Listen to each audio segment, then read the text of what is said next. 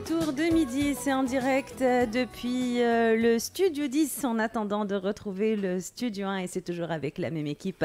Najla Trabelsi à la réalisation, Rim Trabelsi à la création digitale, Emna Louzir au micro et en direct avec vous.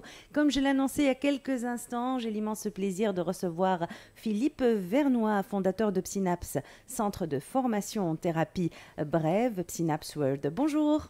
Bonjour. Merci d'être avec nous sur RTCI. C'est un plaisir. Alors ce matin, le plaisir est partagé, nous allons parler de Psynaps Magazine, mais un petit mot préalable si vous permettez sur ce centre de formation en thérapie brève, très rapidement. Très rapidement, c'est difficile. On est le premier centre européen de formation à l'hypnose et à la PNL. Et on a une antenne, effectivement, en Tunisie aussi.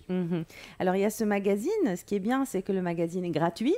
Voilà, c'est le numéro 31. Je laisse le soin de nous présenter ce mag, sa ligne éditoriale et de quelle manière est-ce qu'il a vu le jour. Oh là là, c'est une idée de... On a trouvé, Virginie et moi, mon épouse, qu'on salue, qui est là, qui prend des photos. Oui. Et on a trouvé que ça manquait de communication sur l'hypnose et sur les thérapies brèves. Oui. Et donc, on s'est dit pourquoi on ne ferait pas un magazine qu'on diffuserait gratuitement, totalement gratuitement, sur les thérapies brèves, pour faire découvrir cet univers-là des thérapies brèves au plus large public. Et aussi aux thérapeutes qui les utilisent déjà, leur apporter des outils complémentaires ou des angles de vision complémentaires. Alors, vous introduisez ma prochaine question. Comment est-ce qu'on peut présenter ce magazine dans le sens où est-ce qu'il est destiné uniquement aux professionnels ou bien à un plus large public? Les deux. En réalité, il y a 3 niveaux d'expertise dans le magazine. Il y a un niveau qui est pour le large public, en leur apportant des outils pour leur vie quotidienne. Oui. Comment gérer leur stress au travail, comment gérer la communication familiale aussi, qui peut des fois nous poser problème. Tous des aspects, à chaque magazine, il y a ce niveau-là qui développe le thème du changement ou le thème de gestion des enfants pour un large public. Puis il y a un niveau intermédiaire pour des thérapeutes, je dirais, ou du public éclairé, ou des thérapeutes qui débutent dans le métier. Et puis il y a un niveau d'expertise un peu plus haut, carrément plus haut, pour des spécialistes du domaine qui voudraient acquérir des visions plus pointues dans leurs outils thérapeutiques. Là, c'est vraiment pour des gros professionnels. Alors, où trouver ce magazine qui est libre d'accès, qui est gratuit? Sur Internet. Voilà, tout simplement. Dans ce numéro 31, vous abordez des thèmes, ma foi, très intéressants, comme la quête de sens, un travail qui libère, mais pas seulement. Je laisse le soin de nous présenter ce numéro 31 de Psynaps Magazine. C'est tout ce qui va pouvoir vous rendre la vie heureuse au niveau du travail.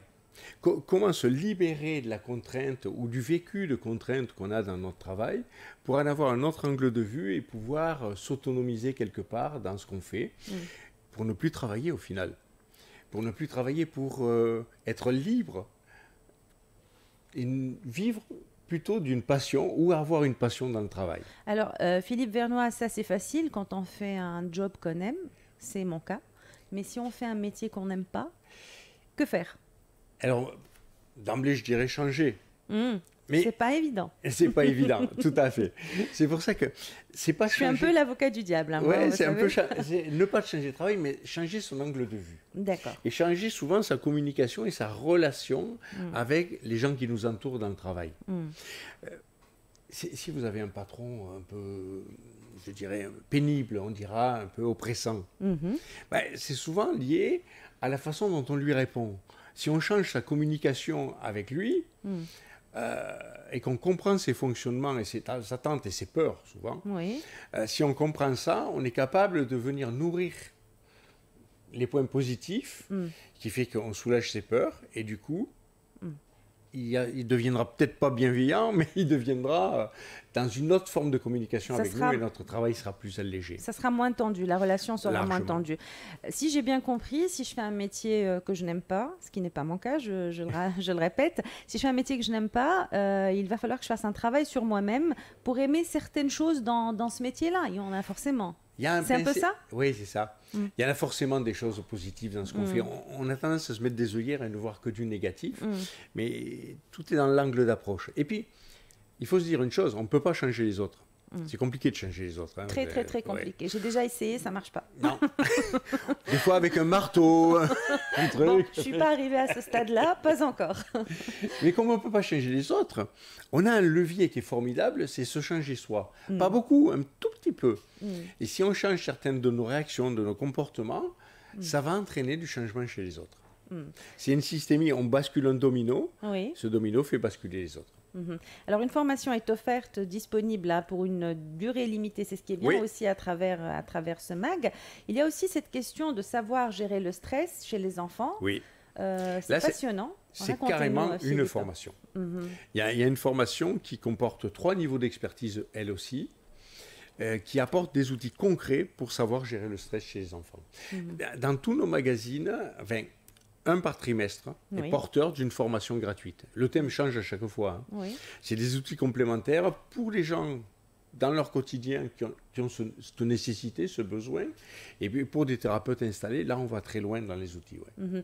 Alors, pour faire bref, est-ce qu'on peut considérer que l'objectif premier de ce magazine, Synapse Magazine, est d'aider les lecteurs à améliorer leur vie, à améliorer leur quotidien? Leur quotidien, tout à fait. L'objectif, c'était de créer une culture. Trop de gens nous disent on ne peut pas changer, c'est pas possible, on n'a pas les outils, on n'a pas l'éducation. Il y a même des magazines qu'on a sortis, une partie sur l'éducation financière. Parce qu'on s'est aperçu qu'il manquait dans nos éducations, quel que soit le pays, certains pans. En Europe, il n'y a pas d'éducation financière, il n'y a pas d'éducation aux émotions non plus. Et on s'est dit, mais on a des outils pour faire ça. Nous, professionnels, on a toute une gamme. Pourquoi on ne les apporterait pas? Ça ne nous démunira pas. La connaissance, plus on la diffuse, plus on crée de la culture, et ça se partage. C'est quelque chose, on ne se démunit pas quand on donne quelque chose. On crée une culture, et c'est du marketing aussi. Hein.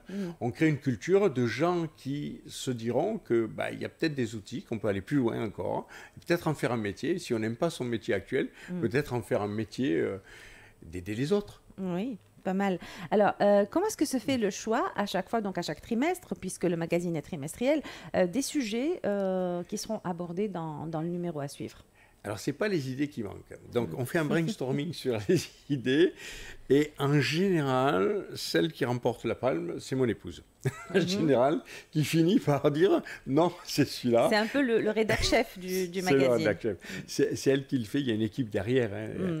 Mais c'est elle qui pilote tout le magazine. Oui. Alors, un petit mot sur l'équipe pour finir. Est-ce qu'il s'agit de journalistes? Est-ce qu'il s'agit de personnes qui sont formées dans le monde du développement personnel? Un petit mot sur le profil de l'équipe qui contribue à la réalisation. L'équipe, c'est mon épouse qui est formée. Elle écrit tous les articles? Non, elle n'écrit pas tous les articles. Alors.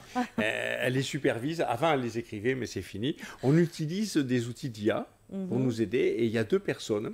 Une qui est plutôt littéraire, qui supervise les articles et qui les redirige, parce que l'IA, elle n'est pas parfaite, loin de là. Et une personne qui est un peu plus technique pour les mises en page, tout ça.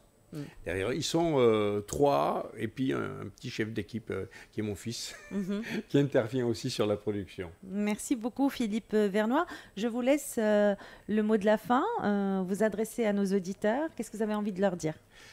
Allez-y, c'est gratuit et ça peut changer votre vie. Donc, usez et abusez.